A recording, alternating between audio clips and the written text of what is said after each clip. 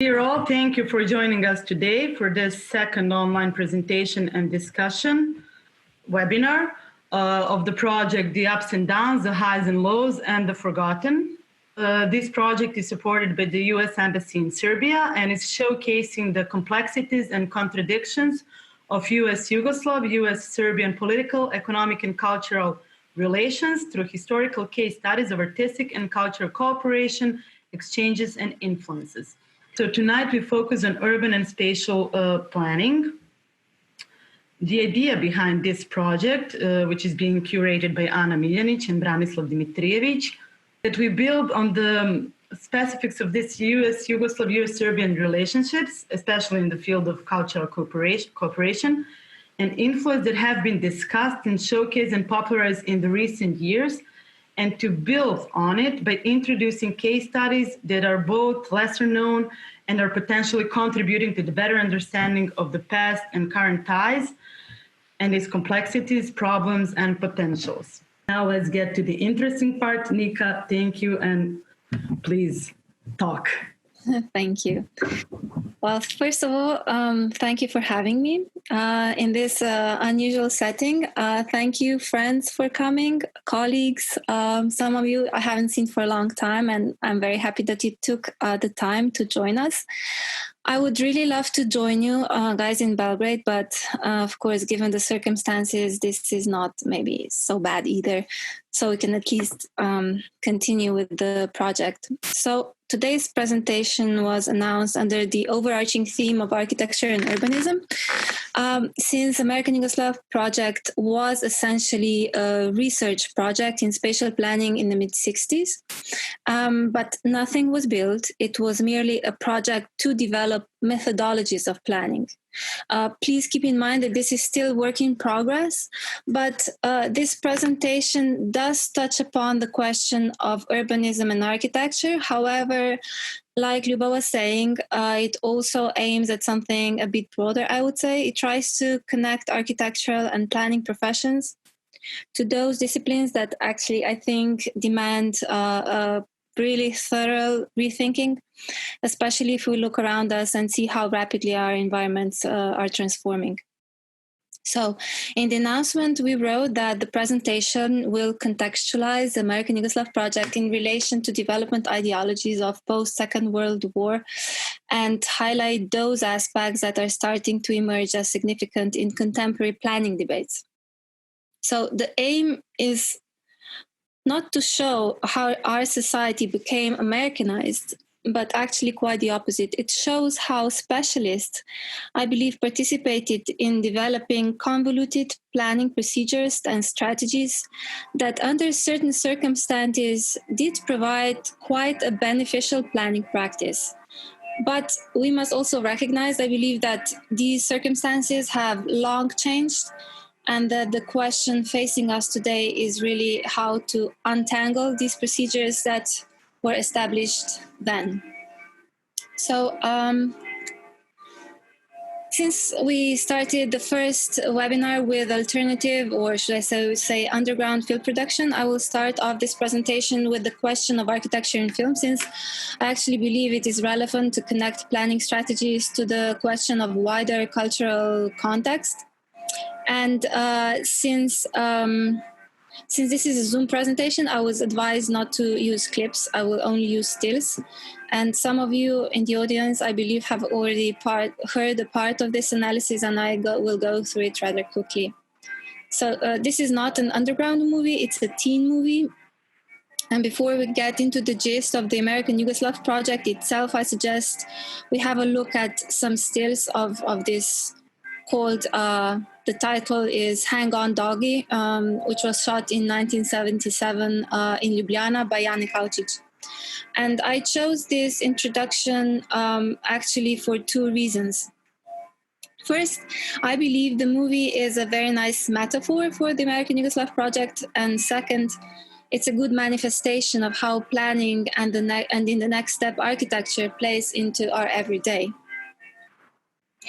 And when we think of planning, we do not really think of soft power. The currency of soft power supposedly includes culture, political values, and foreign policies. but where is it that foreign policies actually end? So, as we know, movies do fall into the category as they do shape the preferences through appeal and attraction. And my question for today would be, can planning do the same? I'm showing the first scenes of the movie, and this particular movie has actually nothing to do with direct soft power. It does, however, talk about a certain way of life, and it speaks of the split of generations of a rapidly modernizing society. And architecture makes the scene for that.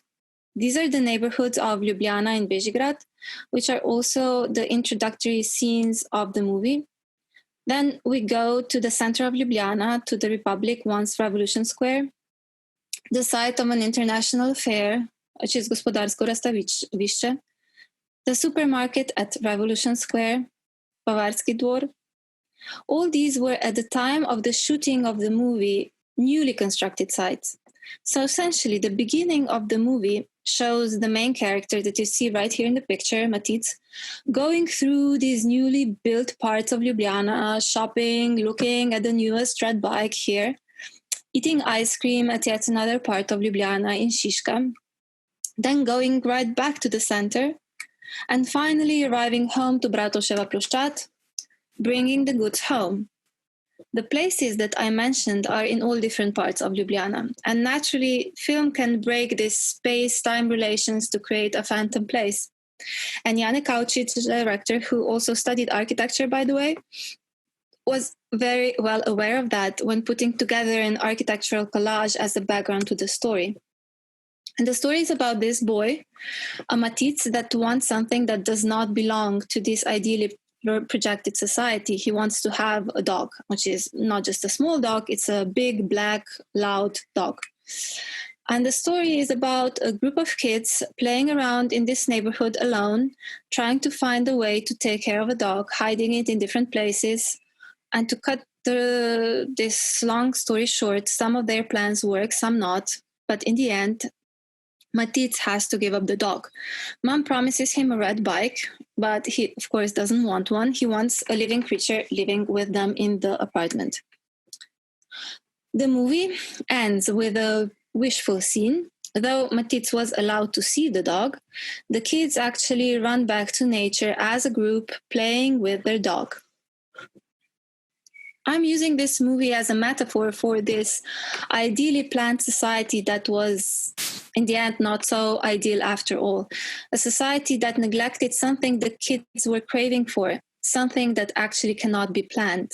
Its spontaneity of interactions with human and natural environment.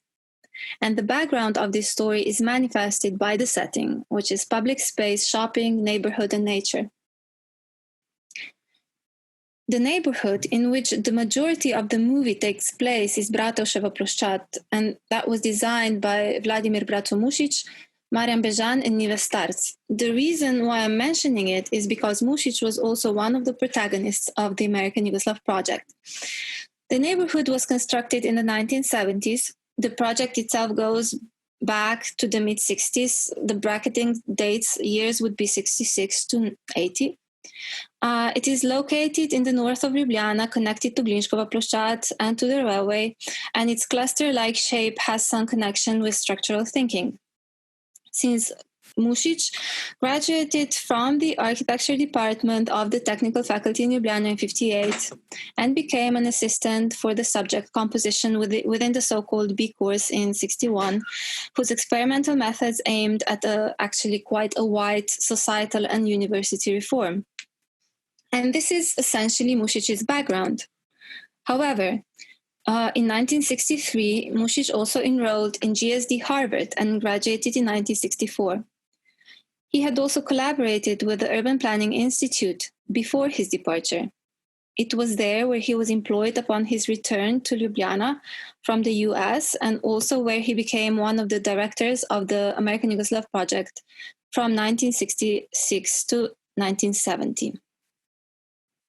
So for those of you who are coming from the architectural world, while he was in the States, Mušić attended the shopping round period lectures of Kevin Lynch, The theme of sequential perception of the city was a shared interest for both of them, since in the image of the city, Lynch showed how users actually of cities understood the environment in consistent and most of all predictable ways by creating mental maps with 5 elements: paths, edges, districts, nodes, and landmarks. So essentially, these methods, Lynch's methods, gave Mušić a new perspective, reconsidering the city in a post-industrial age and analytical tools as methods of design process. The street for Mušić became an operative model to rethink public space, which was an interestingly important theme in Ljubljana and other major cities in Yugoslavia that were growing as a result of accelerated industrialization of a socialist society at the time. His final Harvard project of 64 that you see right here in the picture reflected rethinking the street. The residential neighborhood was treated as a vital part of a wider city community. And the street actually stayed one of the central themes in Mušić's design practice throughout his career. There was, however, an additional side to Mušić's interests while he was in the States. Rethinking the methods themselves of urban planning in the context of US was significant for the collaboration with the Urban Planning Institute. What is actually very interesting to point out at this point is that the question of the street that becomes so important in the discourse in the 60s was in the US a reaction against modernist planning. In the West, at that time, modernist planning was already showing its negative sides. But rethinking the street in Yugoslavia with such planning proposals was happening virtually simultaneously as modernization was unraveling via a socialist project. He was not only working in Ljubljana, and many of you in the audience have worked on this meticulously, so I will just mention this project.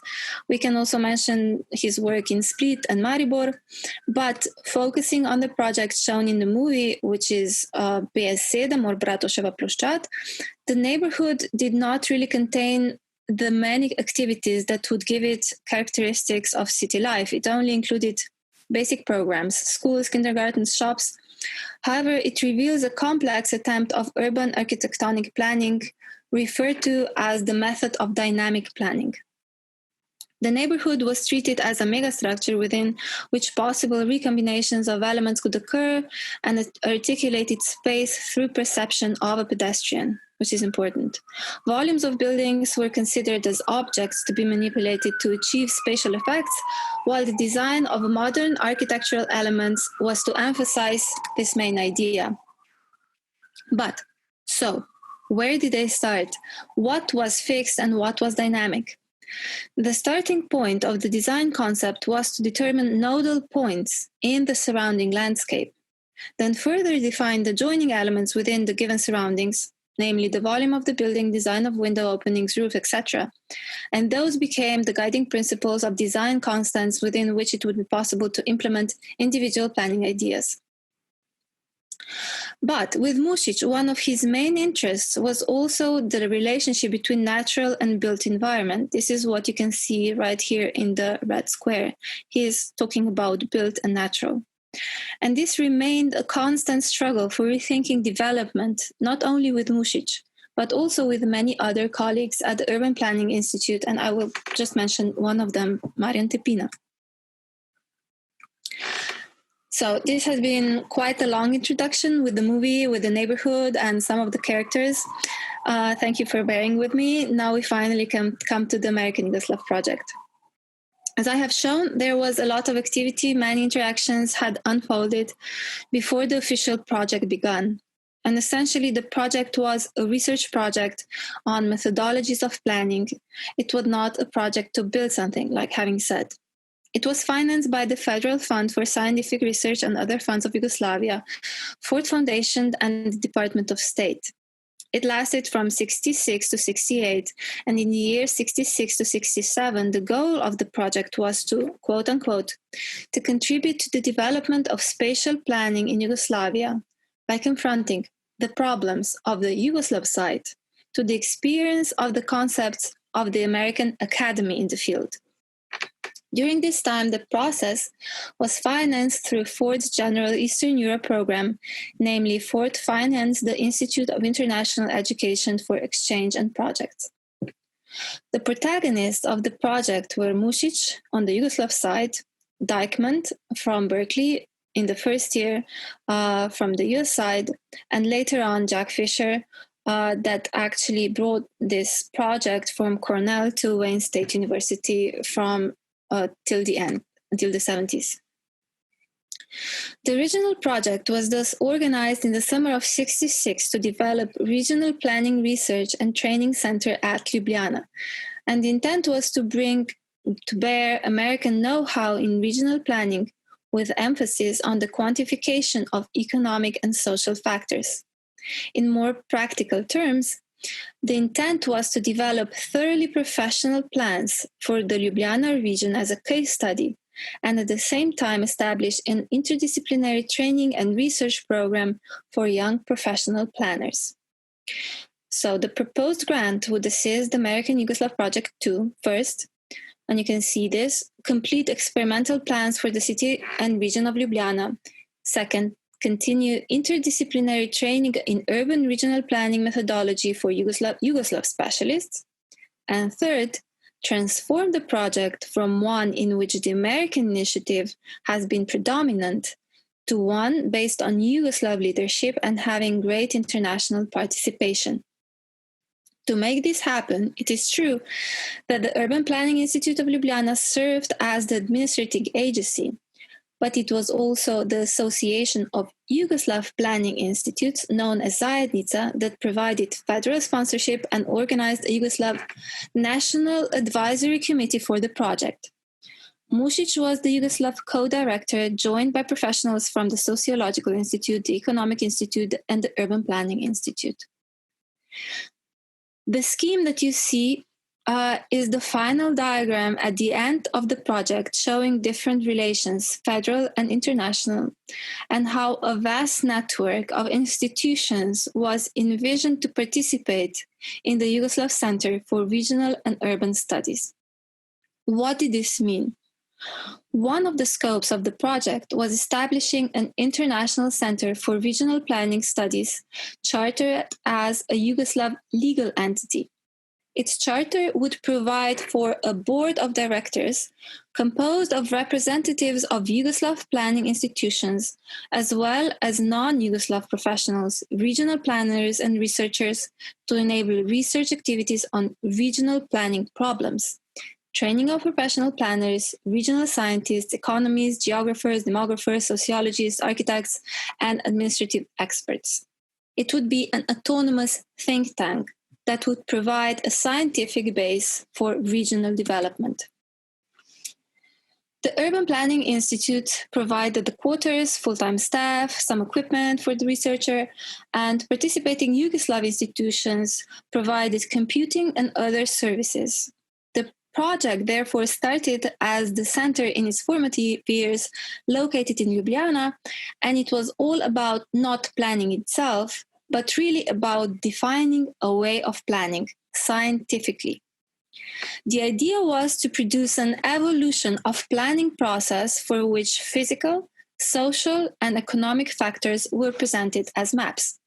The statistics were given graphic representation, and the Ljubljana metropolitan region was a case study upon which procedures were discussed. It was about laying foundations for regional planning institutions that would cooperate internationally, connecting urban planners in the region with the American side. So, it seems so natural, scholarly, scientific. What we imagine laying the story out like this brings to mind possibly positive thoughts. Professionals were able to connect and implement progressive planning strategies in the midst of Cold War. First, this is the vocabulary we're used to. Were they doing something wrong? Not really. Second, speaking about the project in this sense does not make visible the agendas the specialists were the protagonists of.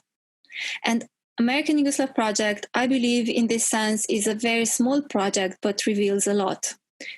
And as shown on the map, this was the region to develop under the overall concept of spatial policies for regional development. And in the final report, it was referred to as metropolitan regional planning in Yugoslavia. And what they very carefully, meticulously studied was essentially the transformation of agricultural to urban way of life. Urbanization was the object of interest under socialist governance. The analysis included all main centers of Yugoslavia. However, the Ljubljana region was a case study to develop and the territory to test out the overall ideas of the methodologies developed in the project. In the discussion, we can find interesting issues being put forward, and I'm saying this to slightly illuminate this discursive dimension of the proceedings. First, Americanization of administration. This was, on the one hand, related to the American realization that projects could not survive without an administrative base that operates with the efficiency that can be found in the US. Second, Europeanization of the project's activities. On the other hand, this meant working with European operational groups and professionals emphasizing American social science techniques and methods, since this was the main point of interest for the European side. Interestingly, this was also related to the desire of the American Yugoslav project to act outside the regular government channels. And they studied history, urban patterns, natural setting, agricultural land, all possible criteria. The reports on these studies are in large volumes and in many, many maps. Nonetheless, what we tend not to discuss on such occasions are the agendas, those of the US and Yugoslav governments, the Ford Foundation, and in the end, of the United Nations. So, coming back to the basics, whose agendas were the specialists representatives of, and how do they come into the story? Starting with the last institution that I mentioned, the United Nations, it also had its role at the beginning and at the very end. Ernest Weissman, a well-known figure in the architecture and urban planning context, was a family friend of Mušić, a contact that was, most probably useful when dealing with administration, but more importantly, he was also the link between the UN and the Ford Foundation.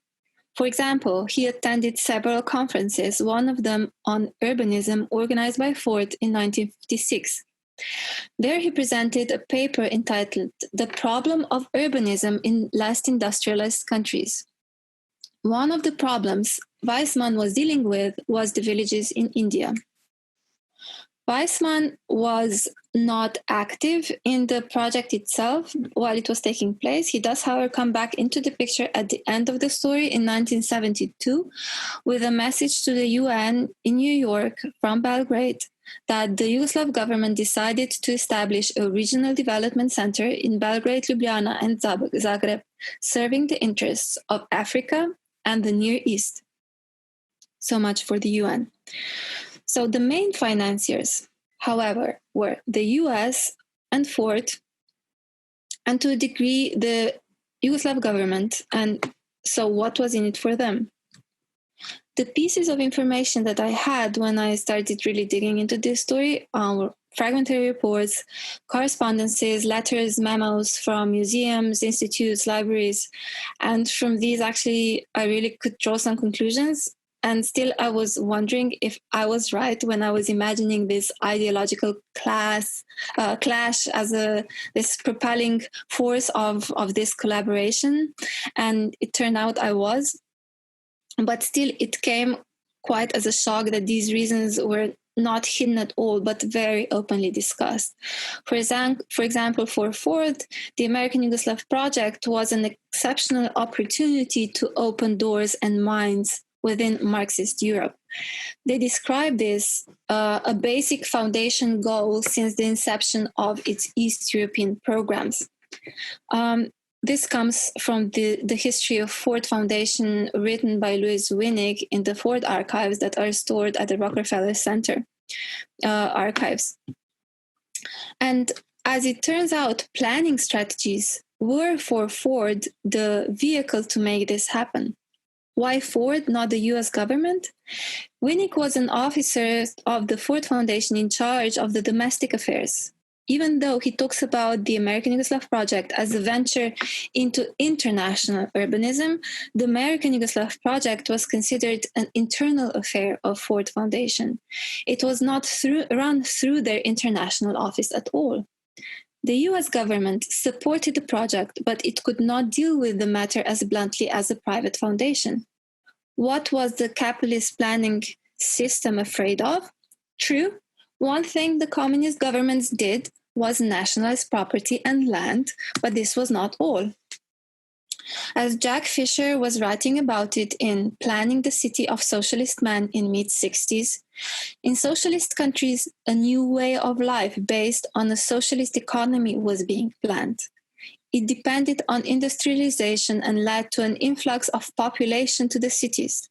The model to develop was the model of a communist ideal for the city that would first correct the ills inherited from the period of capitalism, and second, to develop new patterns for the city that would indicate unity of the people, classes of society, and conform to the ideals of countries' revolutions.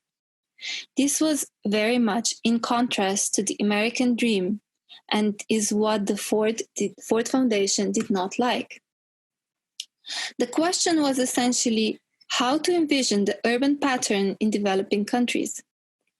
And if Ford was going to support it, it needed to evolve in a way that would open minds in Marxist Europe, because it was the time of war of ideologies that the capitalist America for Ford Foundation intended to win.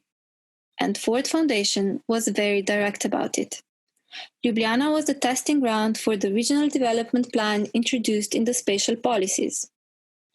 And what was the Yugoslav side hoping to get out of this?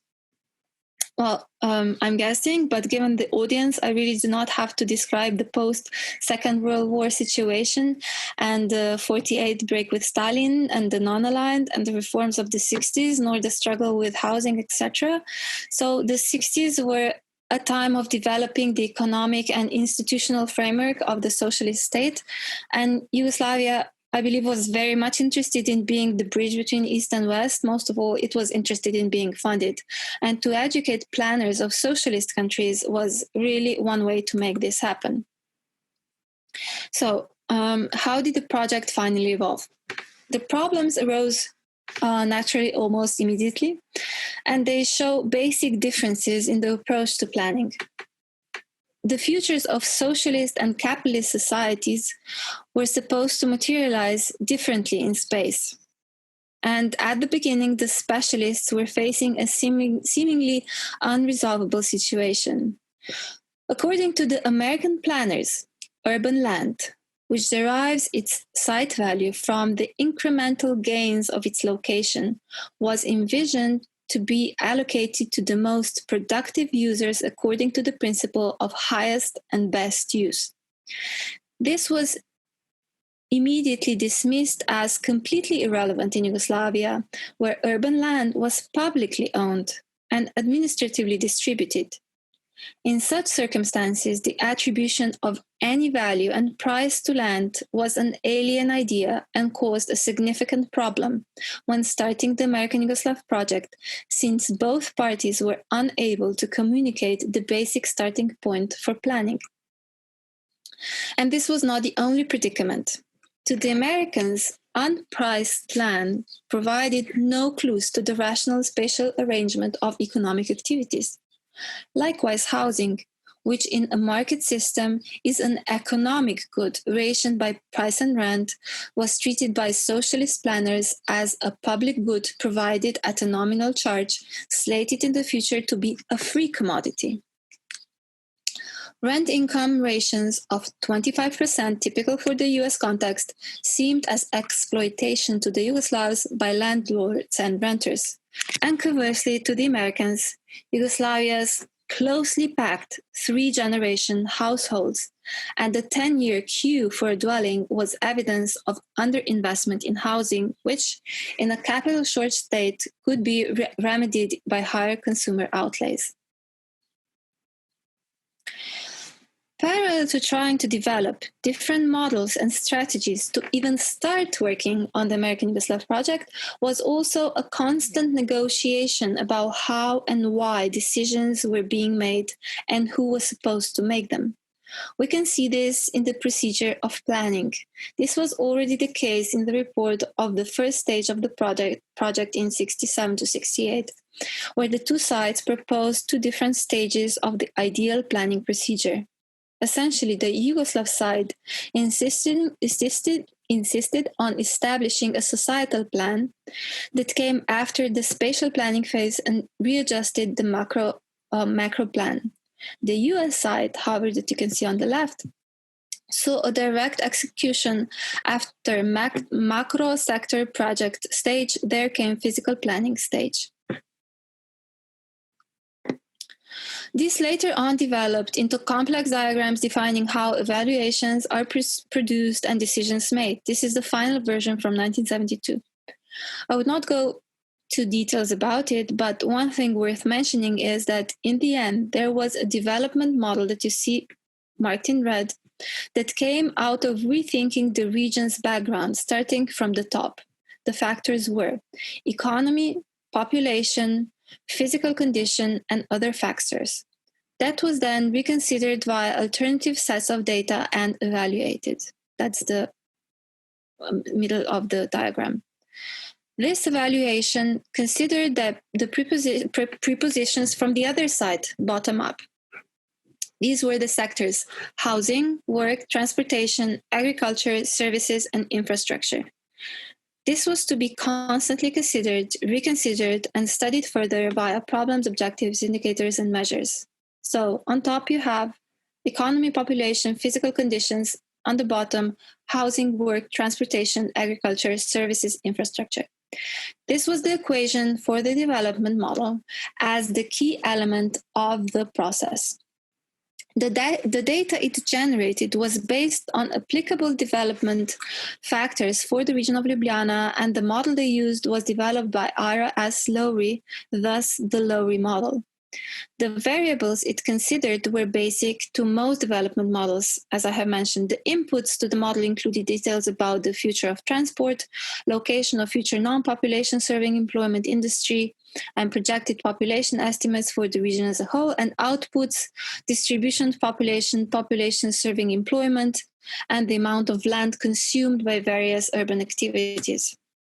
So, how to think about developing an urban pattern coming out of these proceedings?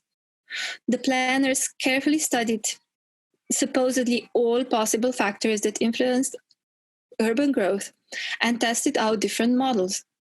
And Lowry model proved most efficient.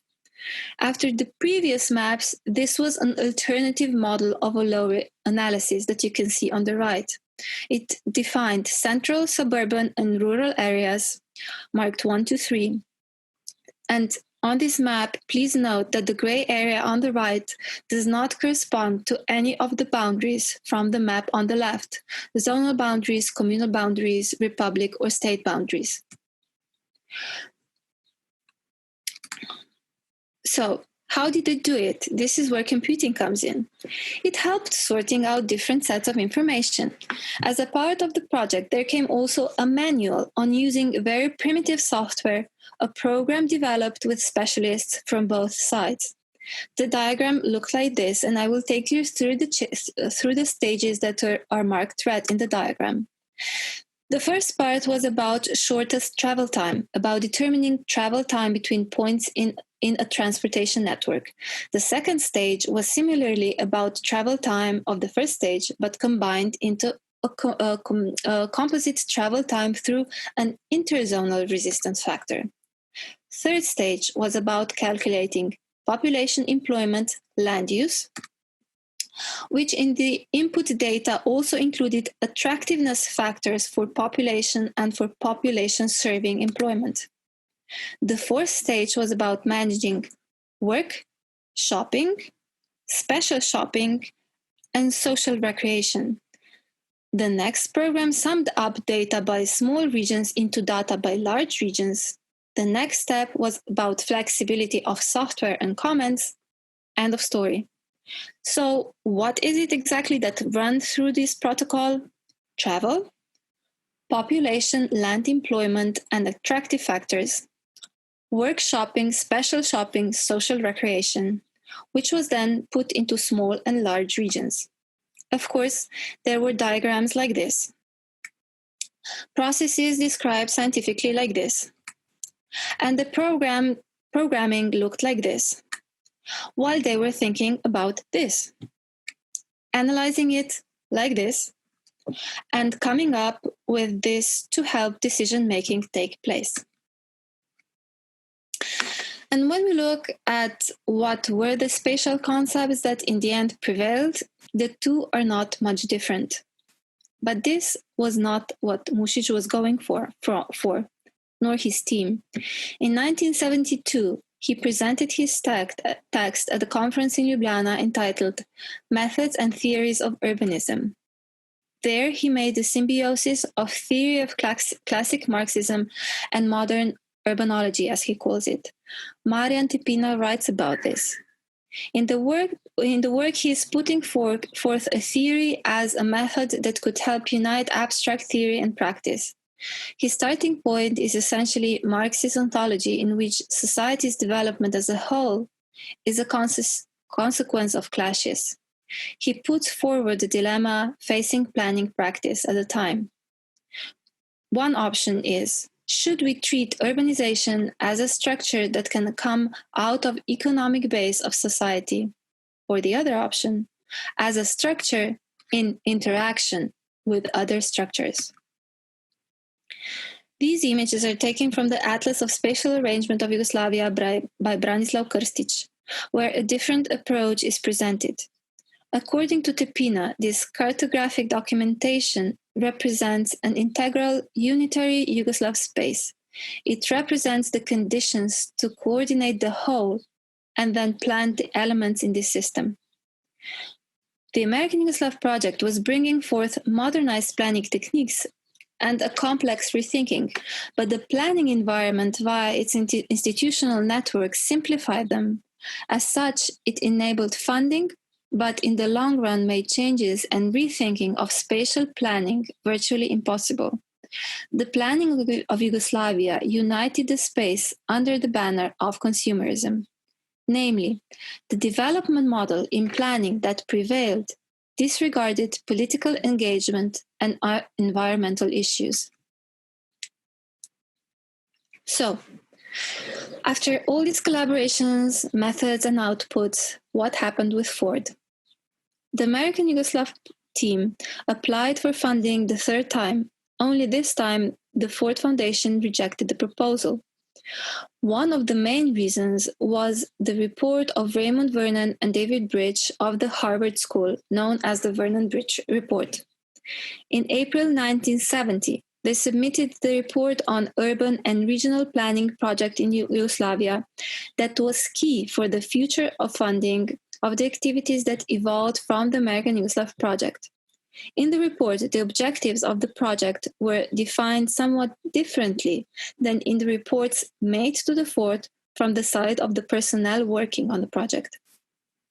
Vernon Bridge defined 4 main objectives for the project: upgrading Yugoslav skills, focusing mainly on the effects on attitudes, direct technical contributions, and the educational efforts; creating an internal communication grid, creating a pan-European center, and last, feedback to Americans. This is how Harvard understood the project in 1970. It was their report that served as the basis for the evaluation of the proposals Ford received and in the end rejected. They also commented on the Lowry model. The Lowry model, a quantitative method to predict future changes in land use, socioeconomic and demographic data based on economic theories and social behaviors, was, according to Vernon and Bridge, from a technical standpoint, sufficiently complicated, quote unquote, to impress the more unsophisticated of the Yugoslavs. However, it disturbed them that the Yugoslavs in influential positions who had not been affiliated with the project were interested in whether or not they could trust the output of the model as a basis for making decisions. The danger in their view was not that the model would be acted upon, but rather that the Yugoslavs would discover its weakness and begin to question it. This could, in their opinion, wipe out the gains in general attitude that the American Yugoslav project accomplished. They saw this as a risk inherent in the design and implementation of the project. One other thing that is also interesting is what the team was proposing. It submitted actually 3 requests, not just one. One from the Yugoslav side requesting the sum of $110,000 annually for 2 years.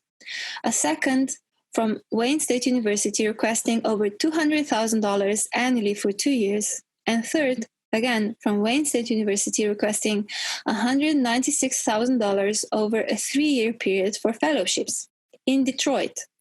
That would serve as a vehicle for training the Yugoslavs. Vernon and Bridge, aside from finding that the fellowship proposal was absolutely outside their mandate, had strong reservations about Wayne State University's proposal to use Detroit ghetto as a training ground. They found this to be a less than optimal training experience. In their opinion, the funds would be more efficiently spent if they were to provide the Yugoslav students and professionals an opportunity to study in a large number of different planning schools in the US. The turn the project was trying to make was made clear. If the Ford Foundation had funded the 3 proposals, the project would no longer have served to merely export American planning techniques. Rather, it would have provided a platform for the exchange of knowledge in both directions. The first planned activity in that sense was a conference on historic preservation in urban centers that was to take place in Detroit.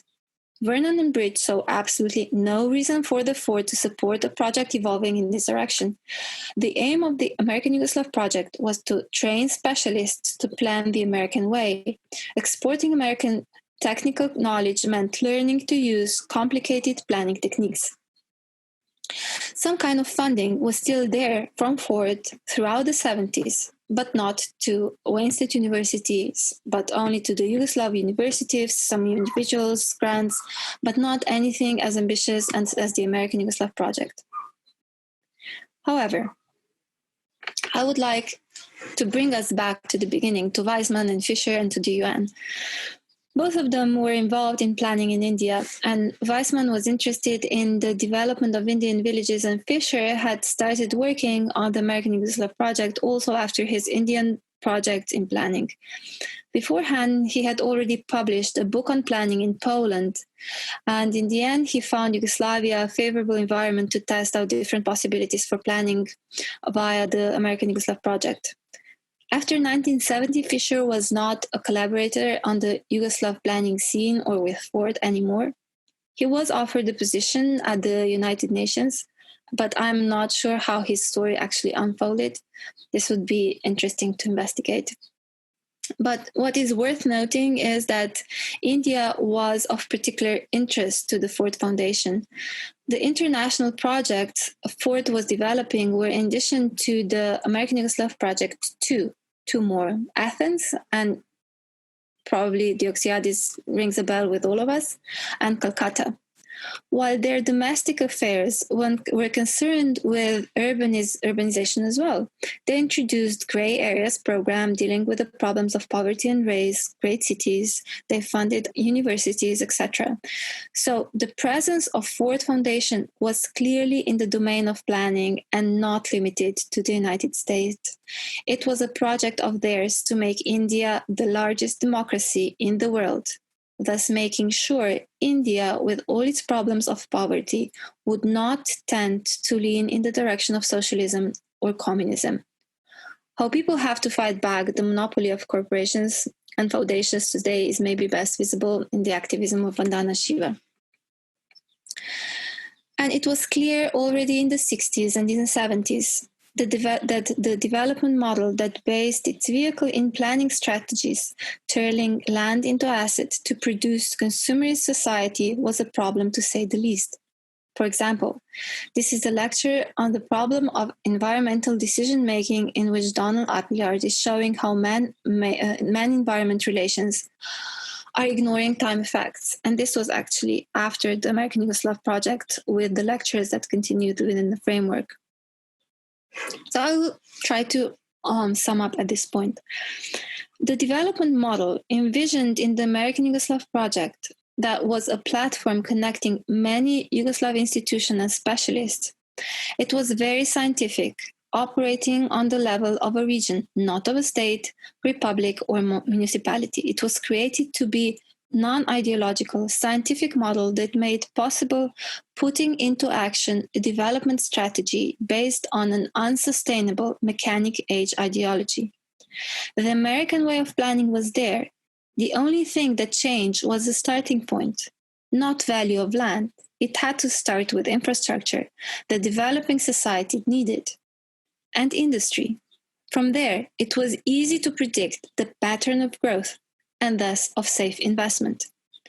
Self-management was a very nice idea, but one that never really lived in practice. There was no regional self-management. And when it comes to spatial or regional planning, the process was operating as state capitalism that used revenue for public good. And as long as there was capital, the Yugoslav experiment lasted. The problem was that with the end of the state, nationalized property became privatized and societal planning obsolete. Revenue and land belongs to the private sector, and in the process of developing strategies of planning to avoid governmental channels, these procedures became so scientific that today there is actually no real discussion about them. It's pure ideology. The only thing we are left with is to rebel. We see wrong policies, but the only thing we can do is protest about planning, water, nature, land, inequality, etc.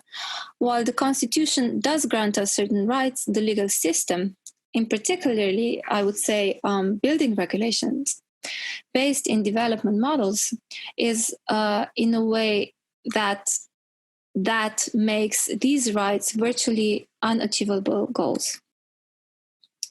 So when this movie was shot, we were kids. It was, I was born in 78. This was shot in 77.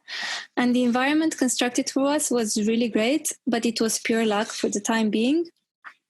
The title of the movie is Sreća na vrvici. And if we translate it literally, it's luck on a leash. So our luck was there, but it could be running out. Since planning today makes so many problems in societies, protests are actually inevitable and they are becoming louder and louder throughout the world. And if these problems or the contemporary vocabulary would be challenges are not resolved politically, there is actually only one other possibility, which is violence. And it looks very simple, but having put all these forces together, it's not that easy at all to find a way to make the legal framework support our constitutional rights. Rethinking those and finding a new development spatial planning strategy at the same time is, I believe, still worth exploring because there is still so much to lose. And yet, the contemporary model might just be facing a final deadlock.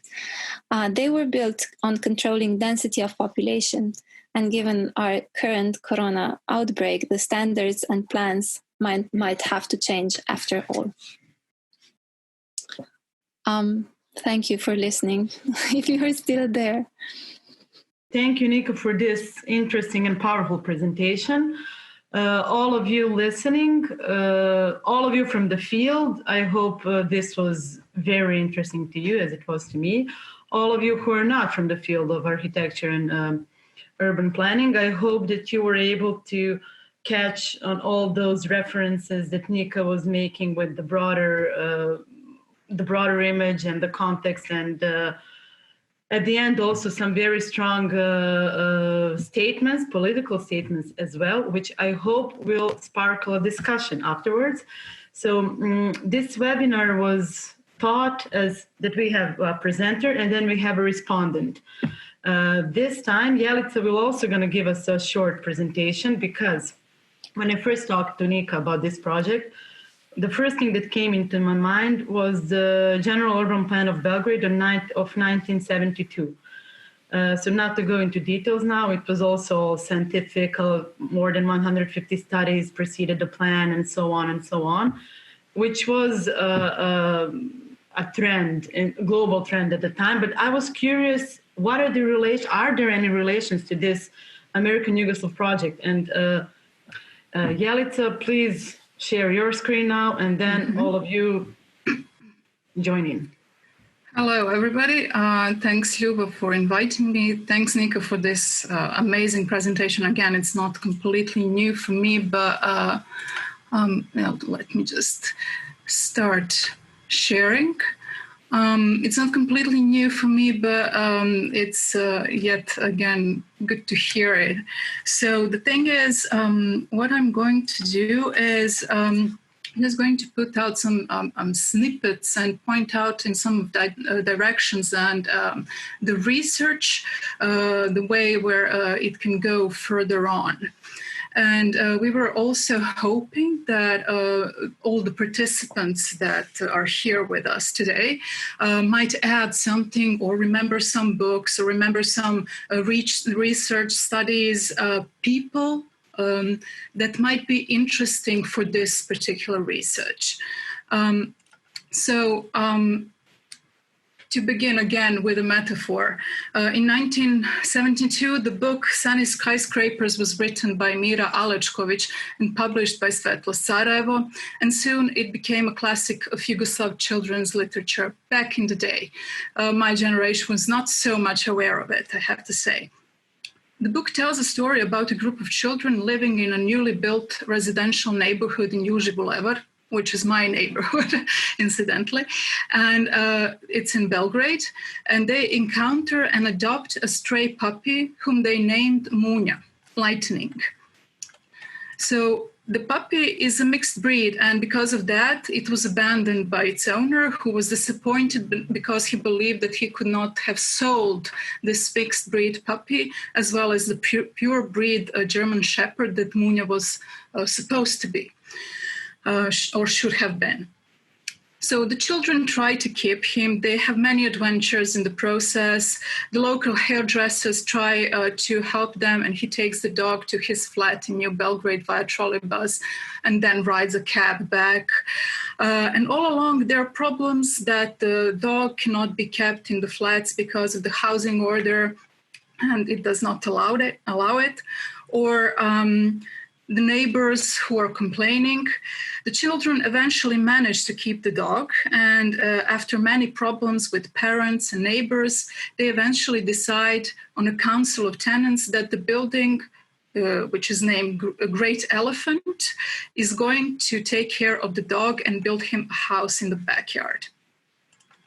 There are also two reasons why I'm telling you about this book, besides its being the happy ending story, as opposed to Sreća na Vrvici, with a similar plot. I'm showing the first awarded solution for New Belgrade from 1986 here on this slide, for which I have found out while in Bratislava on research scholarship that the author was inspired precisely by this book, which is a bit paradoxical, and I will tell you later why it is. Then, the experts and protagonists, and Nika mentioned some of those names, Krstić being quite important in this case, I have to say. They were very active in putting together the federal planning documentation, and at the moment in 1969, so in a way parallel to the American Yugoslav project, they were very active, and there was this still notion and idea of socialist planning, addressing the growth of cities and shrinkage of villages, resolving uneven development and the residues of the pre-war capitalist state. Furthermore, it was still referring to French and German scholarship and experiences, still much more present in the scientific libraries in Yugoslavia. You see that also Braco Mušić is one of the participants in this public hearing, and he produced as well the documentation. So just like the film Nika told us about, this book is also a nice metaphor, and it tells us a lot about the new way of life in Belgrade, in a neighborhood in which the buildings are named the Great Elephant, Red Box, Three Sisters, Glass House, etc. The children's books of the time tell the story of the society as it strived to be. There are lessons of collaboration and well-intended tenants agreeing, #self-management. This society also preferred, or at least thought of itself, as a society that is trying to find its own ways, even slip occasionally into informality, such as, keeping the dog somehow as a tenant of the building, in order to resolve some pressing matters. I'm just showing here some slides and some diagrams from mid-60s. So this is from 1965. And there, of course, these scientific methods and procedures, workflows, etc., that have been fed data from various specialized research teams and research that was basically done for the production of various plans. Most of these plans were basically urban plans or detailed plans or general plans of various cities. But the reason why I'm showing these diagrams, again, reflecting to the scientific methodology and scientific appearance of it, is that, and of course, there are so many materials like it, with similar content or completely different content.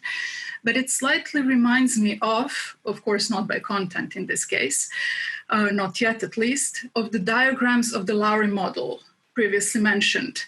Now, a Lowry model was developed by Isa Lowry within Rand Corporation and funded by Ford Foundation. Lowry used to work a lot on the housing analysis and not so much in field of planning and traffic. You can see here, I'm just going to run you through the a web page of Isa Lowry. You can actually see that Rand Corporation has all of his research, and that was published on their web page. It has three pages, three slides here. So I encourage you to go and take a look and see for yourself. You can find the links towards the pages of publishers or the libraries if you want to buy them. However, the heritage of Lowry model, and even the contemporary scholars used to agree, is to meet the requirements of the regional and transportation planning agencies that depend on allocation modeling.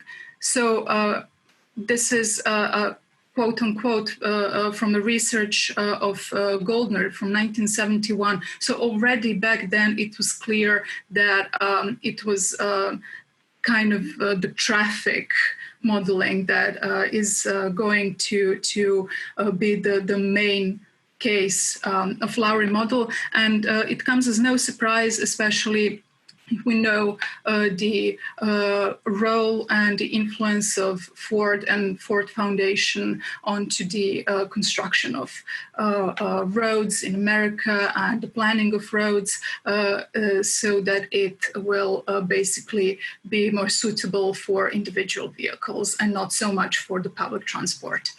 However, perhaps the most famous study is the Chicago Area Transportation Study. I'm sorry, it's not so much visible, but it's also possible to find this online. And this study included the Lowry model as well. So the model was quite simple with the initial premise of division of employment, basically into basics and services, and basically working around this division, feeding it with data, evaluating and planning, allocating the land, or redoing the loop if the result is not optimal.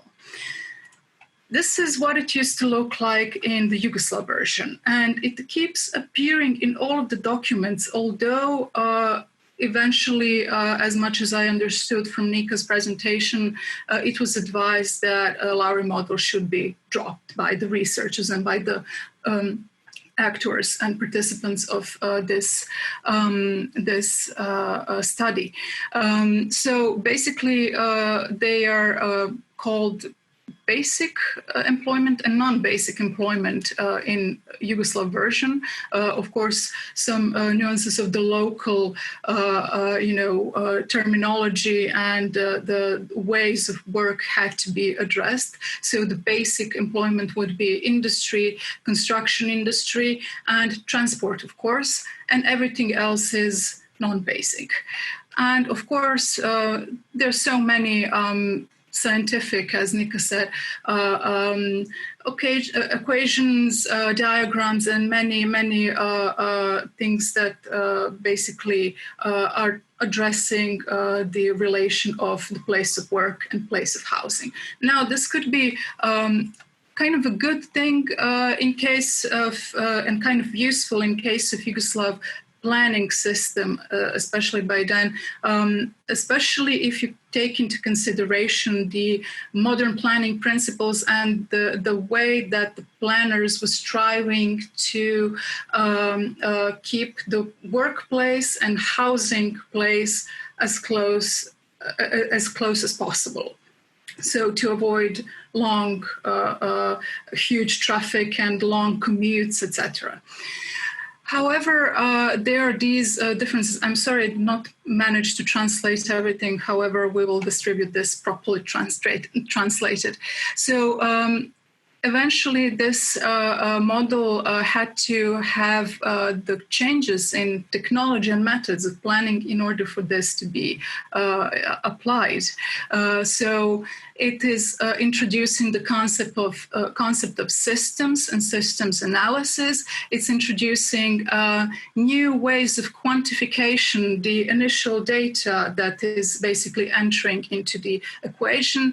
And it is striving to address short-term and mid-term planning and not the long-term planning, such as general urban planning, which is quite present and still present in our cities, and then I'm going to tell you about. And of course, you have three subsystems that are considered to be crucial in this case, which is, again, transport, system of healthcare, and system of education. American Yugoslav project also had many events organized within it. And this is just a snippet from a book that I have. Although Nika told me that there were many summer schools through which basically the results of the study and the project have been disseminated to the urban planners and different collaborators throughout all of Yugoslavia. So this particular one happened in Ljubljana in July 1970, and you can see the content of it. Basically, all of the participants from America were there presenting all of the ideas of the project. But what is interesting for me as well is also the attendees, the list of attendees. So you have people from Zadar, the Institute of Planning. You have people from the Institute of Planning in Novi Sad, in Pančevo, in Niš, Institute for Urban and Regional Planning. The Institute in Sombor, Institute in Sombor, of course, Institute in Belgrade, Dalmatia, Zenica. But when you take a look at this, you see that the number of the experts coming from Vojvodina is actually, they are the largest group in this case. And then followed by Niš, and followed by Belgrade, which is also quite interesting and I think important in our case. And I'm going to show you why. So I'm just going to present here the most important plans that had occurred in this period. So we are talking about the general urban plan of Belgrade, Niš, and Novi Sad. Just very briefly, the thing is, all of them have been adopted in 1972. The time horizon, as we call it, is the year 2000. So the time ends basically their planning until year 2000. And it is very interesting to see the process and procedures that are happening around these plans. As I'm going to emphasize the general plan of Belgrade because I know it perhaps the best and know the people and the timeline around it. However, the others are also quite interesting. And also, I'm just going to point out and try to connect and make some parallels between what the project advised for the region of Ljubljana and the one that I have here, which is the regional spatial plan of Vojvodina, which is quite interesting in this case, but also there was the regional spatial plan of Belgrade that was finished in 1974 and should have been adopted in 1975. However, it was never implemented. It was never completely, in the use. In part because of the very fast and very dramatic changes of the legal system, of the competences of the administration. And I'm going to just, give you brief descriptions of the processes that have happened, and then hopefully we will have some discussion later. So Ljubljana region, you can see basically the content of it to the left, and you see there are some projections there. Of course, the Lowry model is here. You have the evaluation and the alternative models of the development. You can also see the region that it's basically dealing with, and I have compared, I don't know Ljubljana very well, but I have compared what is metropolitan region of Ljubljana at the moment, and these maps do not are not matching actually. So to me, it would be quite interesting to find out how they managed to get the borders of the region and why it's like this and not something else, for example. You can see also that based on the Lowry's model, but then again intertwined a little bit with the planning, with the system of centers within the cities, with the local planning,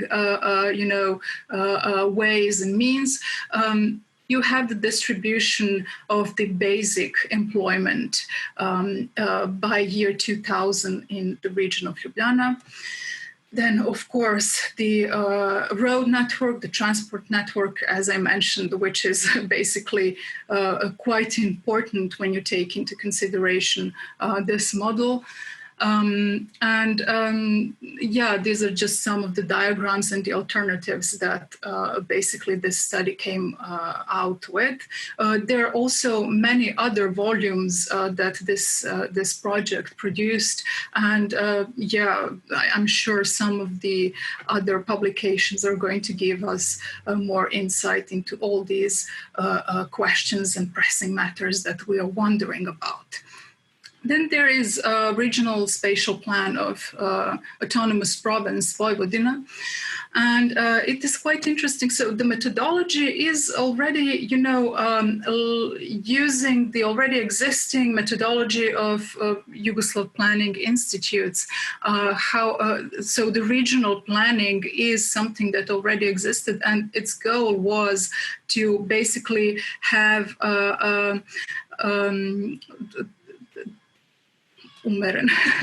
have a more nuanced development and not to have extremes in other places, and try to have, the networks of the settlements who are basically going to have this continuous scheme of interdependent, but also separate cities with their surroundings. So it's not necessarily the same thing as what regional planning is in the model that the Americans are used to and that they're proposing. However, you already see some ideas that are appearing, and it's especially interesting because at this time, which is 1972, 3, 4.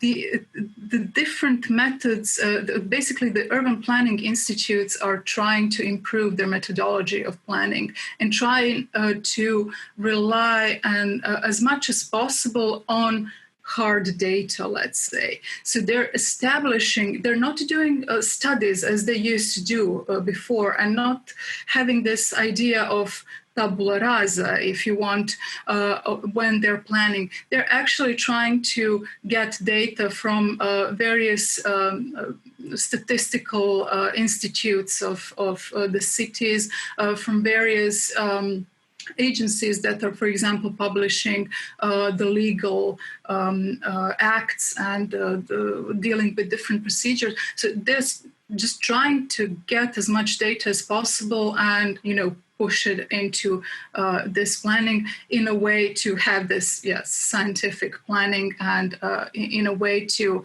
have this alibi that, yes, we are doing this according to the data. Look at it, it's a fact, and then they cannot be criticized so a lot.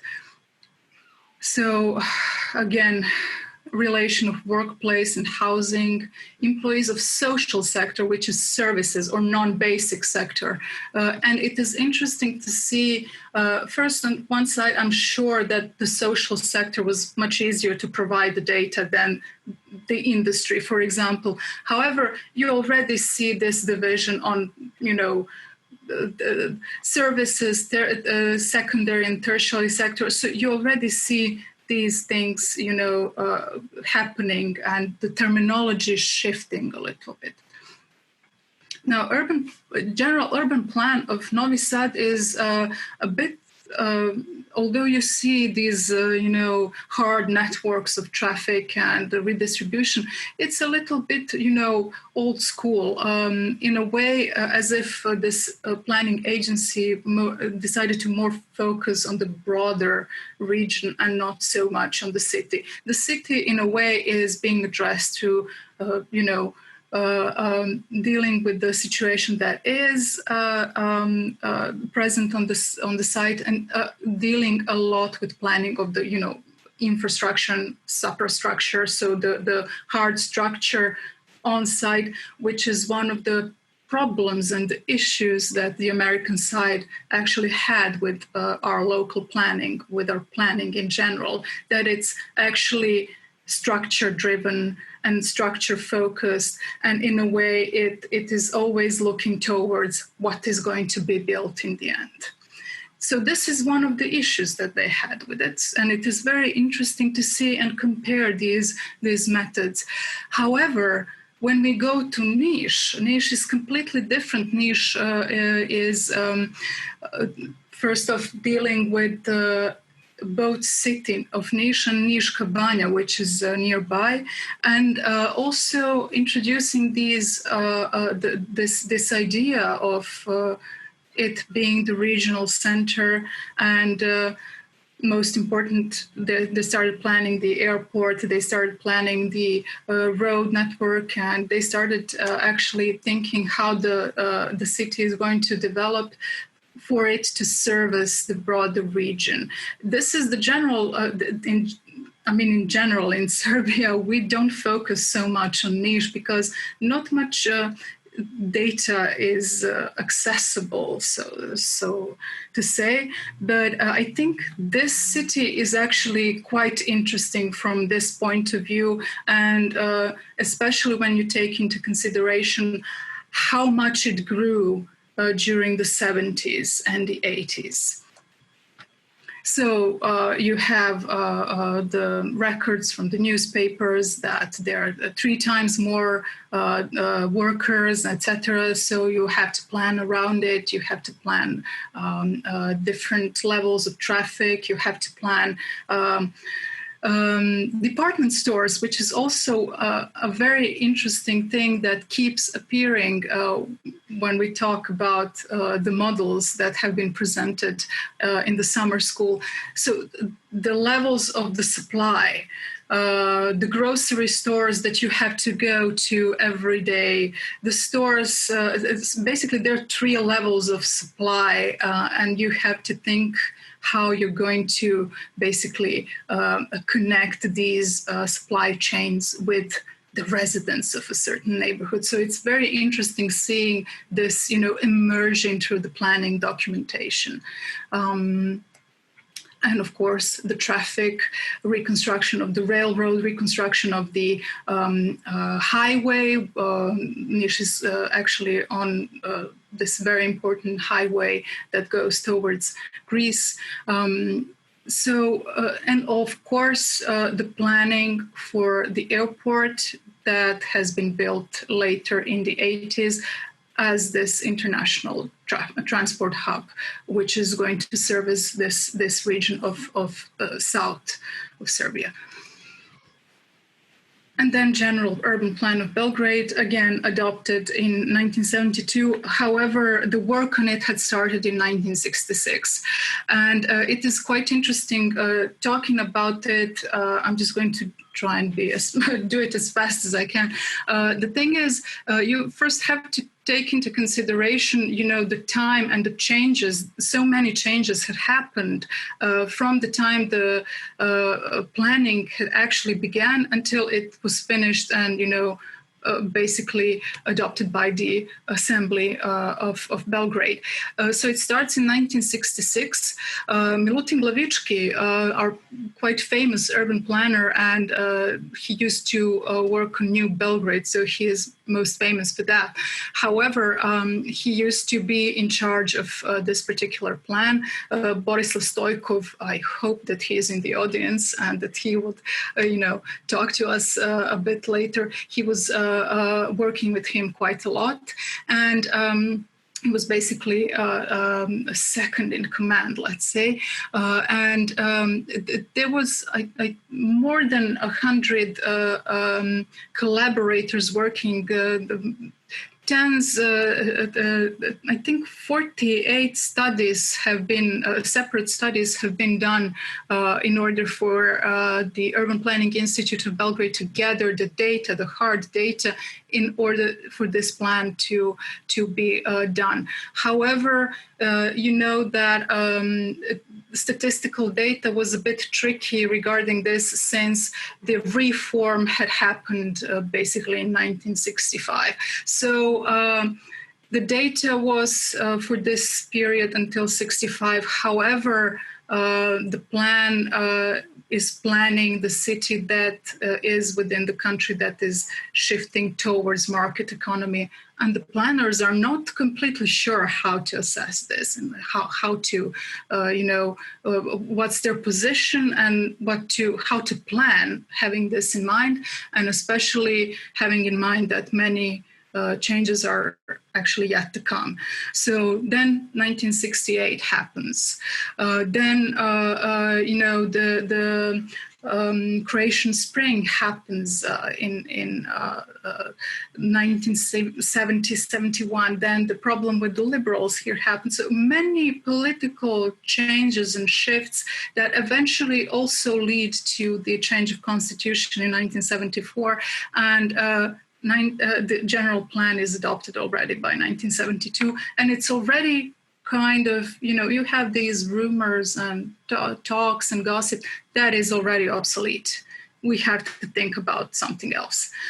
However, there is a lot of, there are many publications, many studies that go with this general plan, and I think it's going to be quite interesting to, compare them, what's happening in 1969, what's happening in 1970, especially having in mind that the planners from the Urban Planning Institute of Belgrade have been attending all these meetings and presentations of the American-Yugoslav project. Distribution of the employees in tertiary sector, alternatives, process of the traffic planning, the work program. Traffic is a huge thing, especially since Belgrade is growing. So it is actually a big thing to think about in case of Belgrade. And even today we see the problems that we have with it. Then this urban plan, so it was done for the time period until the year 2000. I don't need to talk about, all the changes that happened in between. However, the major revision had happened in the period, let's say from 1984 until 1986. Meanwhile, different, especially post 1974, the state had decided to address the alienated centers of power. And Urban Planning Institute of Belgrade was basically dethroned and lost a lot of its competence. There was a lot of, shifting and rearranging. So there were actually many problems with the implementation and the planning procedure, and especially with this general plan going further. So after the plan was done, 1974 had happened, these changes had happened, and many of the people who had actually worked on the general plan, such as Borislav Stojkov, such as Lukic, many people from the Urban Planning Institute received the scholarships to go abroad and study to America, to France, to different places, to basically try, since the director of the Planning Institute saw that it is actually important to get some other ideas and get some other experiences in order for them to proceed planning in this new situation of market economy, basically. However, through the years, and especially in the 80s, the institute had been defunded. So in a way, you also had to look, it was still a public institution. However, it had to figure out how to finance the studies, how to finance basically the work that had been done. And I think our focus should actually shift to this change and this new version of the general urban plan in the middle of 80s. And I find it quite interesting what's happening back then. However, I also mentioned, the influences and so on. The Urban Planning Institute in Belgrade, as all the other institutes, were actually quite aware of, what's happening abroad. And they continue to publish all the time from their creation, the translation, the famous translations of various documents, articles, and interesting booklets from many countries of the world. The ones that I'm showing to you are from 1973, so you definitely see that there is something happening, and there is this sudden huge awareness of traffic, and all of these have been translated from French, actually, from French literature. However, they are analyzing and addressing the issue of traffic, and I think their emphasis was in public transportation system. However, not much had happened with it. Another storyline that I think we have to follow in this case is the fact that Yugoslavia had so many not only construction sites, but also planning, was involved in planning abroad. And I'm just going to show you the new plan of the general plan of New Calcutta that was done by Dobrivoje Tošković of the Institute of Architecture and Urban Planning of Serbia. It was done from 61 to 70. However, he was working in this quite interesting institute, let's say, of regional planning in Tripolitania from 66 to 70. Then he was director of the Urban Planning Institute of Republic of Tanzania. And this is post-Yugoslav American project when actually UNDP provided resources with the influence of Ernest Weissman for these regional institute to be established, and also the planners from the Urban Planning Institute of Belgrade took part in it. Thank you very much. So these are just some thoughts that I'm throwing at you, and I hope we will have much more later. So we had this societal planning, and once these offices fell apart in Slovenia, what happened was it's like you had spatial planning and then you had societal part. So these became two institutions. One was the Ministry for Space, Infrastructure, and Environment, and the other one is an Institute for Macroeconomic Analysis and Development. And this particular department is directly linked to the government, and there's this economic the way this economy runs is just there is no way you can get into a discussion about it formally.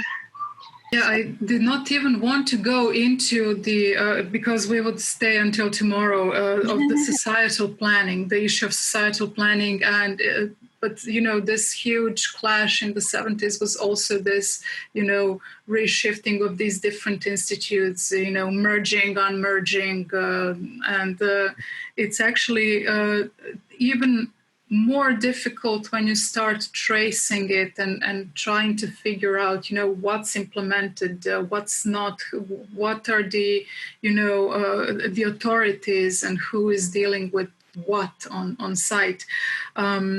So yeah, I agree. It's something we don't talk about.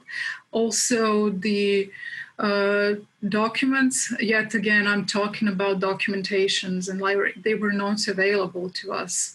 So you did not know even what to look into. But I hope we're going to establish, the timeline, people who are involved, and who knows where we are going to go and, what branches we are going to discover. So we're just making small talk. We would love to hear from you guys. I think Srđana, would you like to say something? You joined us. Yes, of course. I'm Srđan Jovanović Weiss. I'm a visiting critic at Harvard University and Spitzer School of Architecture at CUNY. And I have my own office. It was really, it makes my day because it's really fascinating presentations and the research. I have a couple of comments. I'm not a historian, right? So I am inspired by history. So, I take it very seriously. So I'm a little bit, not concerned, but, this is taken a little bit like a historian project. But I think that, there has to be some future, and that's what I think. I totally respect all both presentations and everybody around. My second point is that there should be some epistemological research done, meaning looking for the truth. And that's it. Thank you. Thank you. Well, let's start with the epistemological question. There's a book edited by Rendon Datta that maybe you know. It's Second Modernisms, and in there you will find similar names popping up from Harvard. And essentially, if you dig into it, you had two foundations funding a lot of research in development and planning and all this stuff in the 60s, which were the Rockefeller Foundation and the Ford Foundation. And essentially, these maps that were outcomes of different approaches basically embodied two different types of mapping. So how do you put into data what you understand from what you see in the world? So there are two types, and Ford specifically was dealing with epistemological with this question. So the way they developed maps was actually organize material in a way that it was put through this criteria and that ended up in maps. And that actually made you not think about the criteria themselves that went into the schemes and then came out something as believable. Because when you see a map, when you go into Google Maps and you shut down all the borders and you shut down all the places, the places are quite different. So that's one way. Rockefellers were interested in something else. They were interested more in what Lynch was doing. So they were interested in how to predict how actually pedestrians walk around, to predict how this consumer society will develop and to make sure where this development is go. So where to predict it is safe to invest and how to grow capital. So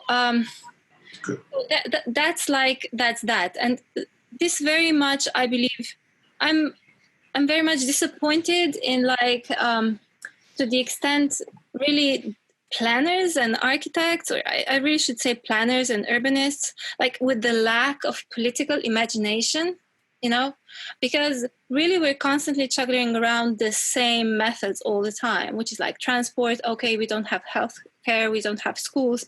So it's all these problems causing. So, no one is coming up, and I'm just going to throw this out there. It's like the city state or, a ministry. There is a ministry, I'm just really throwing this out, like a Ministry of Happiness. And all this stuff that is just not even close to being discussed. And so we're hanging on to these maps. And if I were really going into the details of the epistemology of all this, it was really I would have to have another presentation.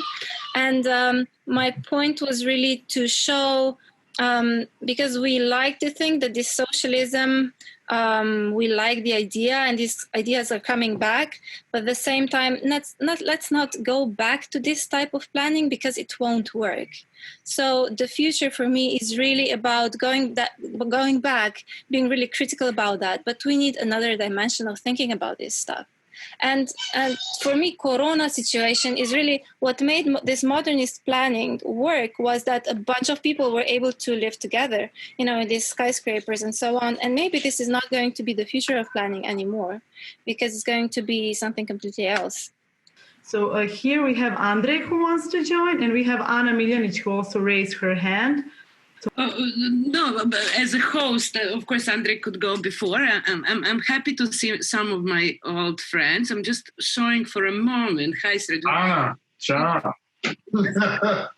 I aged less.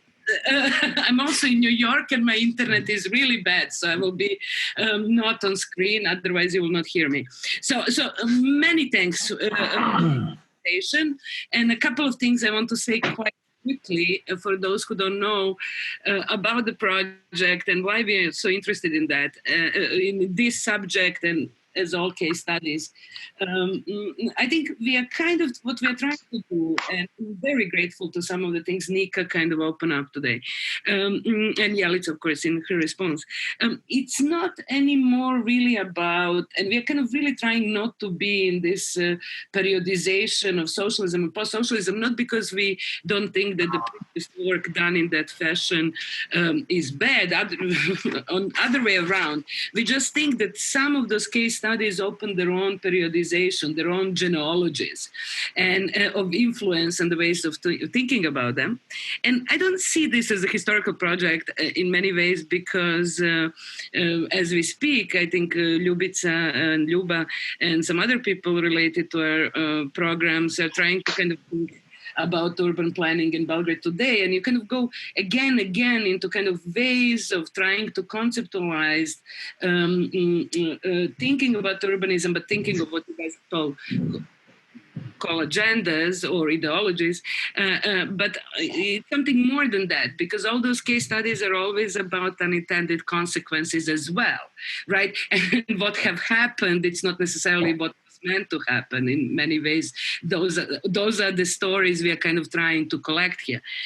But let me just ask our presenter and the respondent a couple of questions, maybe from outside of architecture and urbanism, although not necessarily so.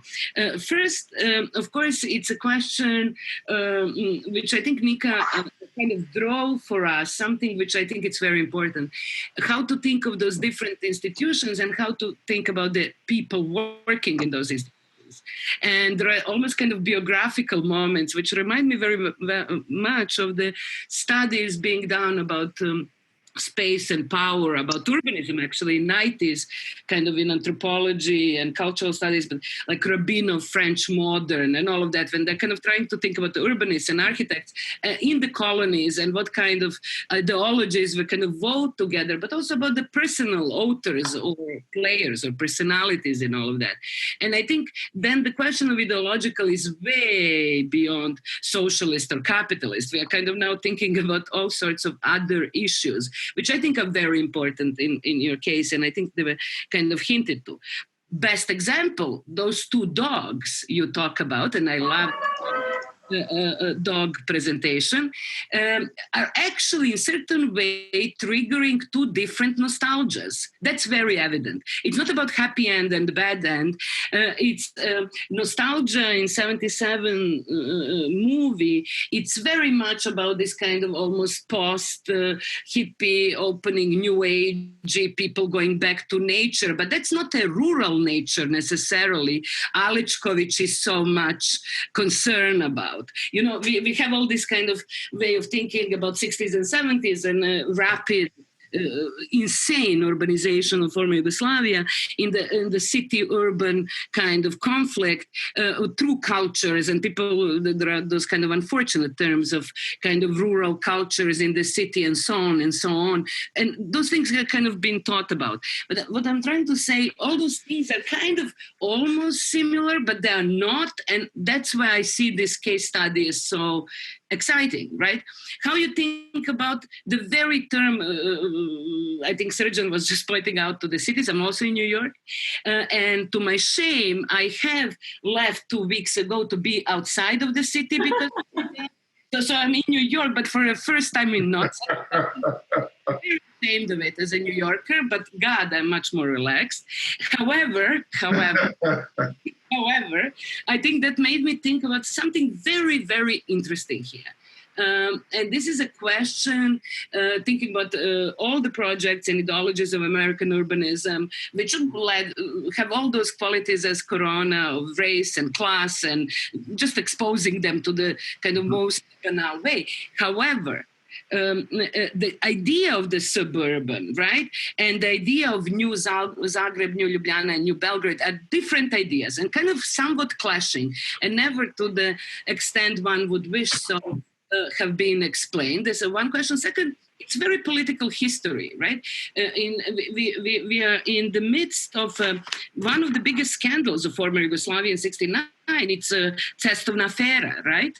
And Cestovna afera was not only about Kavčić and other Slovenians in Slovenia, but not Slovenians in the federal government wanting to connect more to the West. It was also about the development and the idea about regional development. And if you go, and I think it's incredibly interesting, go through this debate, in the context of this research, I think you will find that the language of the region and what they think it's transportation of the region is being changed in Yugoslavia through this affair. Like what is a development is being defined. Because all the time the politicians, Republic politicians and the federal politicians are trying to define what is development and what is transportation. It's really interesting. I'm just kind of folding here. So what I'm trying to say, it's not only that we're talking about ideologies, we're talking about very, very nuanced differences. And those nuanced differences might help us think kind of in more complex ways about something which I think Nika is keep telling us about. And this is that however political and however ideological this project is, it's also very much about those different stakeholders doing certain things, somewhat assuming they're doing similar things, sometimes doing very different things, right? For example, this phenomenal example of how Harvard reads the intentions of the project, right? Also, what that comes from, I think will kind of add to this discussion. So those are my comments. Thank you, Nika and Jelica, of course, for a great contribution here. Thank you, Anna. We also have Vladimir Kulić, Vladar Kulić, who joined. I need to unmute myself and make myself visible, etc. So I'm saying I do say hi to everyone, to all of the friends, right? As to ask a question. Thank you so much for fantastic presentations. I was also at the Ford Foundation archives, but I've learned so much. And I even heard Nika speak about it, but there was a new dimension to this. So thank you so much for this. I'm wondering about the following. To some degree, right? The agendas have been kind of talked about on a kind of a meta level by historians for a while, right? The fact that ultimately all these charitable foundations that were set up, like including the big three, actually function at the meta level. It was on the obvious level. It was about transmitting expertise, right, and shaping the planning or whatever other kinds of expertise. But on the meta level, it was really about building an elite that would be amenable to the American geopolitical project, right? It was, as Nika mentioned, about shaping the hearts and minds, right, in a way, right? I think there was another term that Ford used, but it's basically this. So I'm really wondering whether, this expertise may have worked or may have not, right? We could discuss how much actually there was kind of a clash in applicability, right, across the ideological boundaries. But then wondering whether how you see at this meta level the project of the Ford Foundation actually being successful or not, as well as of other agents that may have worked in a similar way. It combines many different levels. It actually goes to what Ljuba was saying. Why do we not know anything about this project? Can you hear me, by the way? Yes. Okay. Mm-hmm. The second thing, the Cestna affair or the highway affair and the nostalgia and all these rethinking and what you're bringing up, like foundations, elites. What this project is so invisible and unknown and untraceable is precisely because it's like so small, and when you start going into it, it's just like a bunch of correspondences. It's like a memo here, a memo there. It's like a small project here, and then this guy met with that guy, so you can't really put the whole picture together. It's like nothing really big is happening. But for me, when I was going to Ford archives, the most revealing thing was to see the amount of money that was put into this whole infrastructure of people going, like winning. He was traveling, and this fort there next door neighbors to the UN, and what the UN can do, fort can do, and the government can do. So, and then the Yugoslavia had their own agenda. So it's basically like you have to follow different people and make conclusions. And this is very difficult to make. And I was afraid of making these assumptions. But then when you then you come into a knot, for example, finding the fort history as Winnick was writing it, and then you come to the UN archive and you get a thick folder on regional development coming out of the American Yugoslav project, and then these connections start to make sense. But what I want to say is that the other reason why this is so difficult is precisely hidden within this infrastructure. For example, this whole idea of American Yugoslav project being run as an internal affair could not have happened like had it been run through the government or something. So essentially what Ford is not paying taxes for, they're doing this vast network globally to connect the right people, like person from the economics, person from sociology here, and then he's traveling from Tel Aviv to Ljubljana and these are like small like steps in an overall picture. So essentially Ford is saving money, not paying taxes, but that's not the key. The key is they're investing, they can save the money not paying taxes because they're doing public good. Whereas because they're a private foundation, they're a foundation, they're the ones that define what public good is. So there you have this whole the whole dilemma between the three institutions in the States. And then you have this whole situation within Yugoslavia, which is again, why Ljubljana, why not Belgrade, Of course, you're again getting like this small part that like has some links with international community. And then this is then linked through internal people, then to Belgrade. So it's always coming sideways. And also working outside of governmental channels means that it's not easy to follow. So it's all these sideways of trying to shape the idea of what we would like to sell, finding out what people like. And then we have to know that the biggest money, and it's also causing all the biggest problems of the world today, which is construction and building on one hand, and health on the other hand. This is like also the two biggest economies that are producing corruption. So you have construction on one side, and that's mostly funded by Ford. And on the other hand, you have Rockefeller, and they're dealing with healthcare. So this is all going sideways with the economy, finding problems, and then kind of trying to fund that. And on the other hand, you have these guys that are trying, you have states that are in developing countries that are trying to find a model to work. And of course, they need money and they cooperate.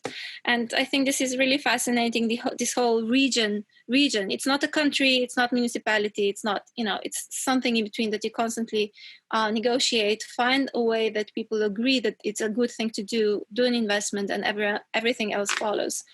And probably it wouldn't have been a problem had they not missed this whole nature situation and how society can't be so fixed and so determined as they imagine. So yes, I think the question of how foundations work and how taxes are collected is a huge issue in this thing.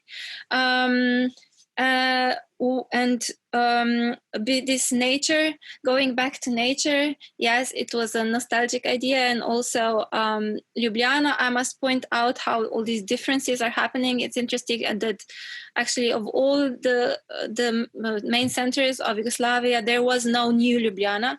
And that was like, Ljubljana was like developing in terms of neighborhoods. So we had like this punctual growth that was a little bit different from everything else. So I think one thing that I was trying to point out is like how this project, small and short span, had worked on the internal structure as well as it was connected to the global picture.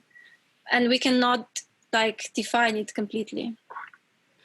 Let's just add something.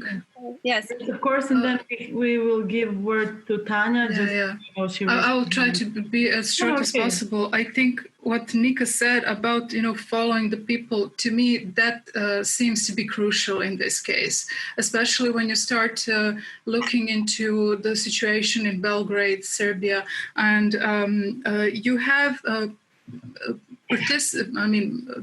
actors and people and experts basically not being a part of this project, not being involved with any of the grants, etc., but through these other newly founded programs through UN, through different offices, basically distributing eventually the agenda of the project and the methodologies, etc.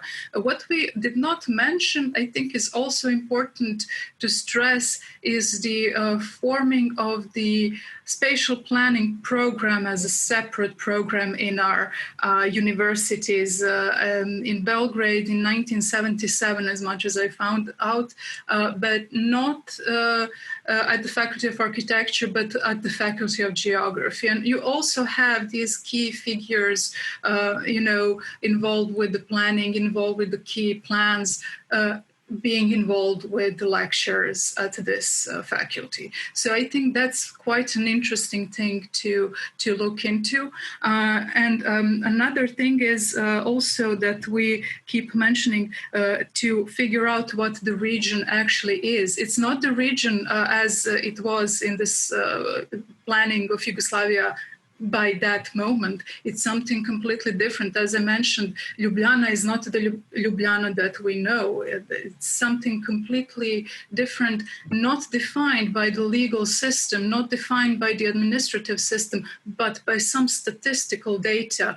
Vojvodina is actually the most clear example in this case. However, we don't have complete data, on all of this. And yes, we have to do some historical research on it. And regarding the philanthropy, I find it quite interesting, especially since I was looking into this Lowry model. And, when you see Rand Corporation being behind it, it's quite interesting, especially since it's so difficult. You try and, figure out different sources on the work that has been done and different studies that have been done by the scholars employed by Rand Corporation. And it's so difficult going back to the epistemology and everything else that we have mentioned. It's sometimes difficult, to try and distinguish, the sources. So that's also one interesting topic within this research, that, not to go into, conspiracy theories, etc., but to figure out actually who the people involved were. And can I just follow up on what Jelica said, because I think it's incredibly important. Mm-hmm. Yes, that's exactly right. And there is one issue. I just don't hear it, and I'm sure it's in your heads or it in papers. It's that ideas of this side, whatever that side is, in our side, are also being dramatically changed in the period, right? So that's why I kind of talked about the Cessna affair, whatever it is. Vojvodina too. So there is something happening in the same period that is changing the ideas, what the region is, what the transport is. What actually, as Nika, a couple of times she referred to self-management, the idea what the self-management is changing dramatically during the period, right? So kind of if you're going into, and I think following the people is what is to me most exciting part about this whole thing. I think in a certain way we would kind of need to have an idea that the same kind of multiplicity is happening on this side as well at the time. And it's kind of an important one for this discussion. So thank you. And I think you both kind of open it. I just think in a certain way I would encourage you to go further, because I think those are being defined. Same as Mira Alečković is speaking different language than the 77 movie, although the dog for both things are the idea of the community which is under threat. But the one solution, I unfortunately know the book of Mira Alečković, is about actually returning to the certain kind of communal thinking. Rural nostalgia is at play, even it's happening in the cities to a certain extent, or it's a different kind of community. In the film is different. So all those kind of multiplicities of our side is what I'm kind of thinking it's so exciting here as well, together with Ford, Rockefeller, UN, and others. Okay, thank you. Thank you. Yeah, well, as Nika said in the presentation, this American Yugoslav project is a small one, but it reveals a lot. And it's super hard to trace people and to trace those kind of connections, but that is exactly one of the things we're interested in this project, because we think it reveals a lot. So I would now just give a word to Tanya, because she has been waiting for a while now, sorry. And we also have Luca joining us. I'm Tanya Conley, and different from surgeon, I am architecture and urban historian. And that's why I'm just going to bring one comment. At this point, it's on the level of gossip. It happened 10 years ago when I was talking with Brigitte Norman. I think Lara can help us better to get connected to her if she's not in this group of people on your list. And over a glass of wine, she told me a story. And since we were drinking, and it's not very hard for me to do that, I didn't have a pen to write notes. And what she said was, she was talking about the urban plan of Belgrade, a master plan of Belgrade from 1972. And she was exactly talking about close ties between a certain body in Detroit, a certain group of urban planners in Detroit, who would be coming to Belgrade, give advice to Belgrade urban planners and that urbanists from Belgrade would be going to Detroit.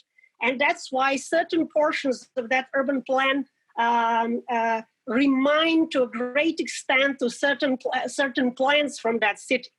So now when Nika was tracing the entire road of people and ideas and centers where ideas was discussed, she mentioned Detroit at the end.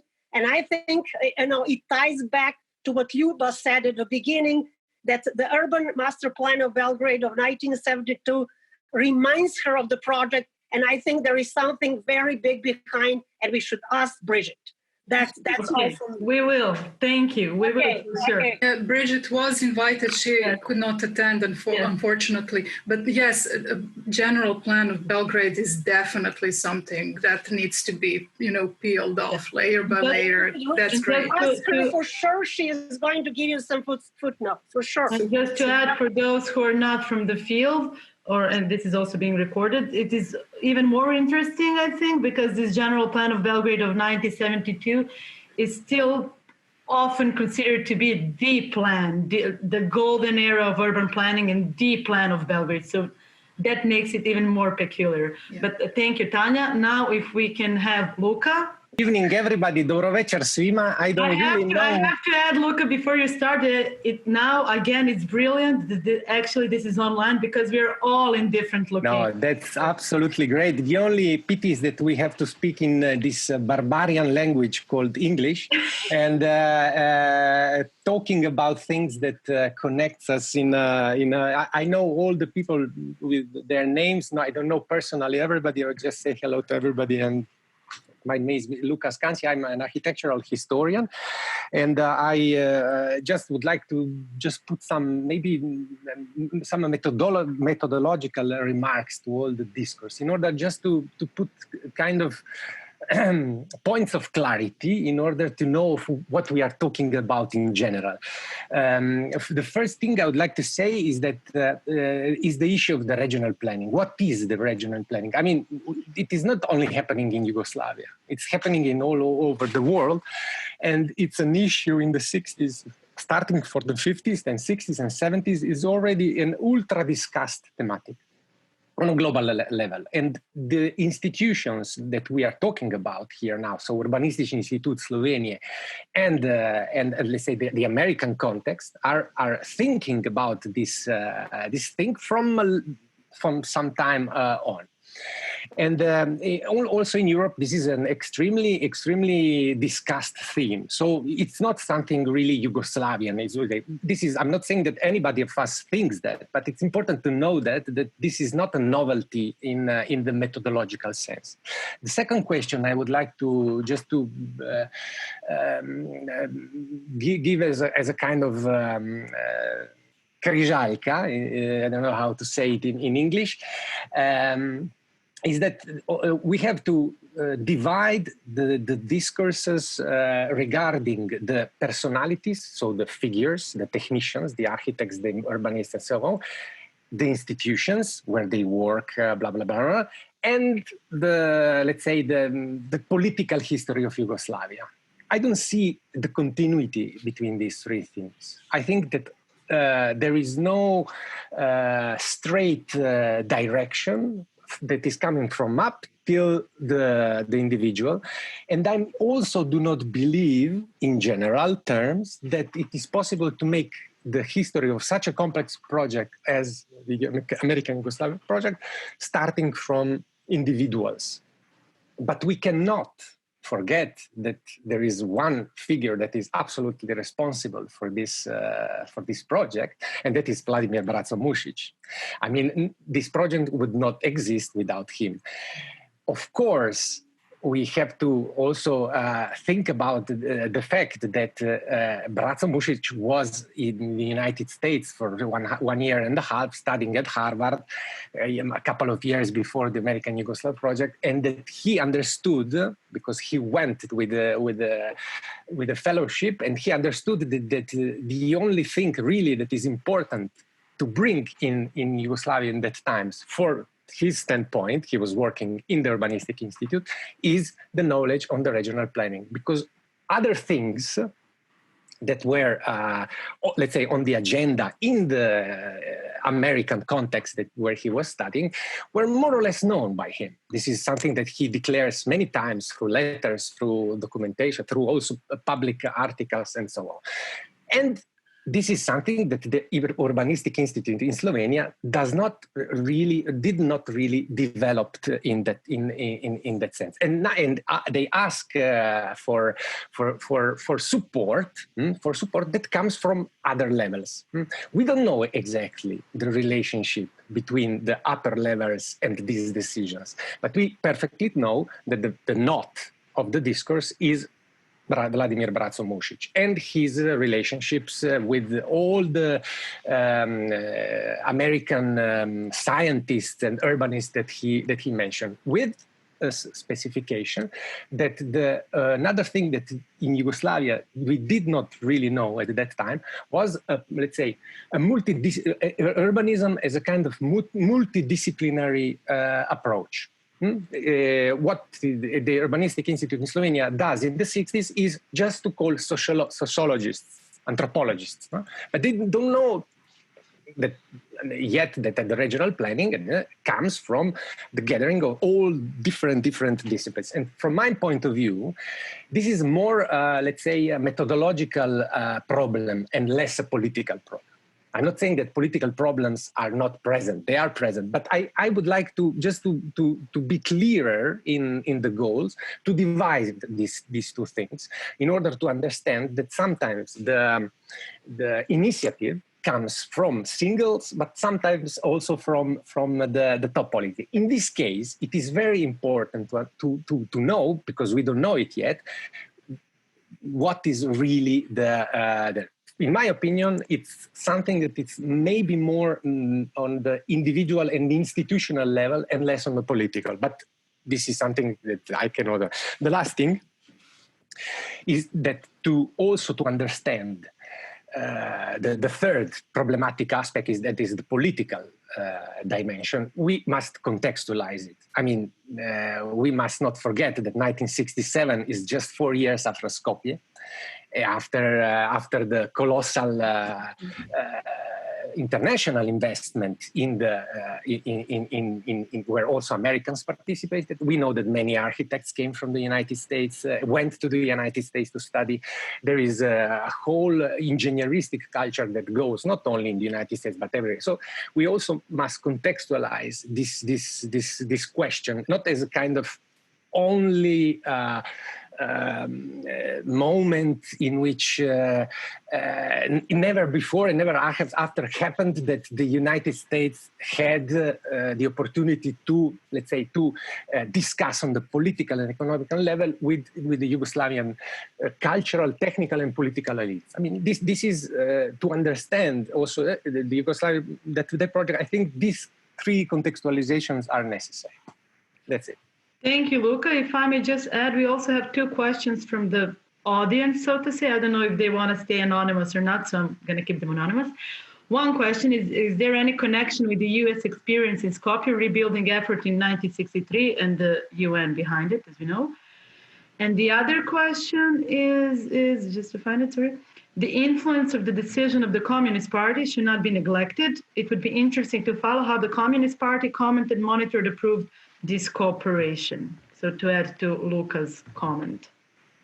I can add, I mean, of course, we are very much aware of all the things that you have mentioned, of course. And I just did not, for example, want to, put all of that right now into the presentation because really it would be too long. But the thing is, it is very interesting. And yet again, general plan of Belgrade 72 is quite interesting because of this narrative of multidisciplinary approach of all of these different experts participating, all of these different institutions. That's why I think that it might be even more interesting researching these people who went from it abroad and then came back and so on. Communist Party, definitely.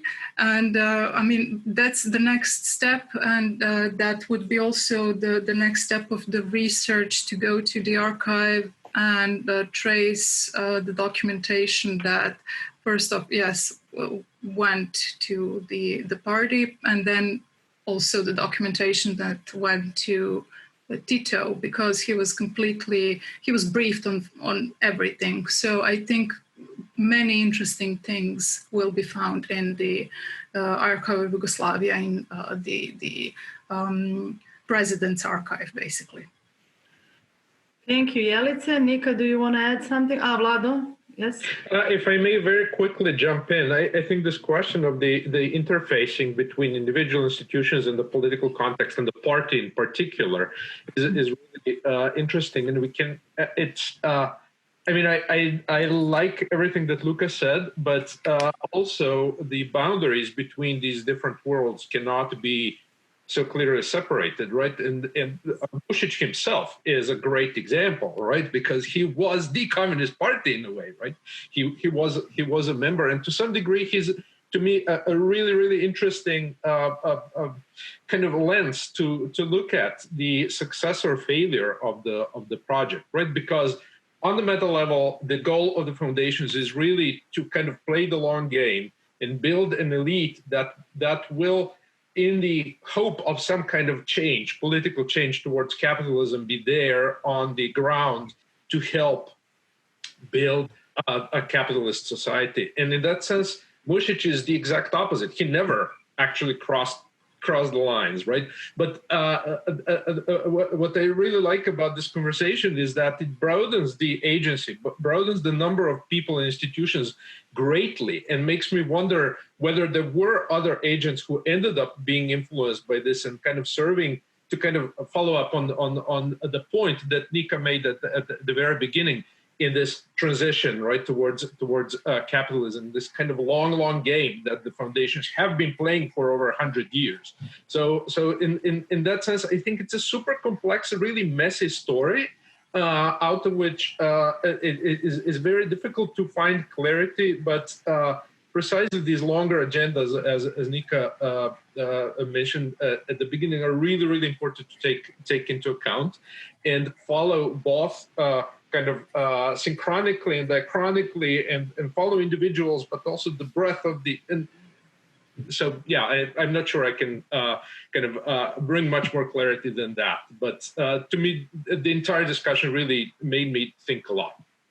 That I'm so happy to hear that, because as I already said in the beginning, this whole project is focusing on these complexities of cultural, let's put it that way, cultural exchanges and influences, and that is exactly something that we want to emphasize and to dig deeper into, how this is not, how it's multi-layers and everything you just said, how it's so hard to divide institutions from individuals, and all the complexity of all these influences and exchanges that we see in this case in such small project as American-Yugoslav project, but actually it brings so many questions. So I don't know if anybody, Srđana, you want to add something or?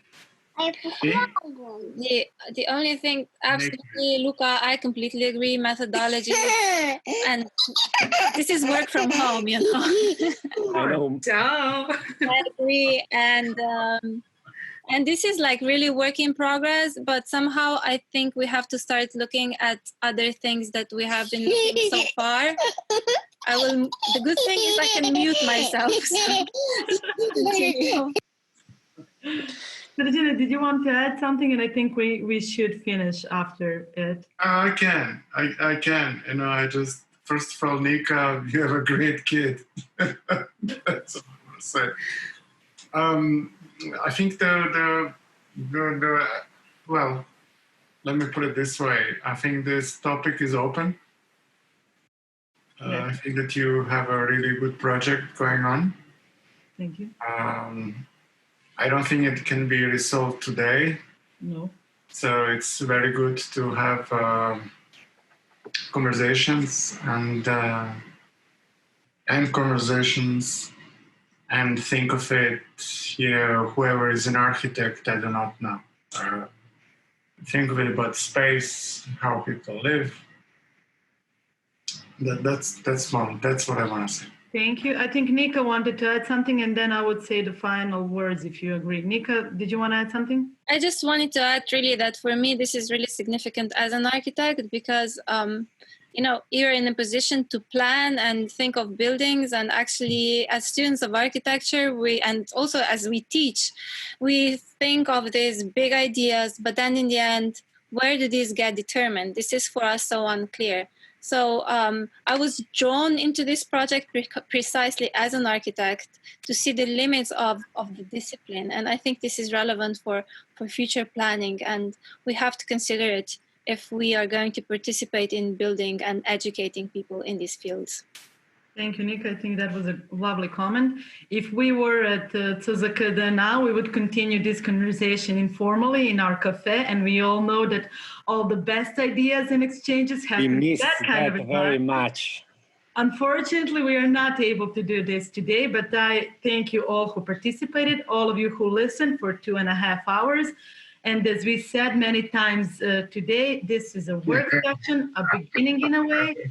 So please, we're not going to have a drink together and discuss, but keep in touch via email, and let's continue discussing on this topic and then present again at the end of the year at CZKD, where I hope to see you all in person. Thank you all. Next Thursday, we continue with this project. Thank you all.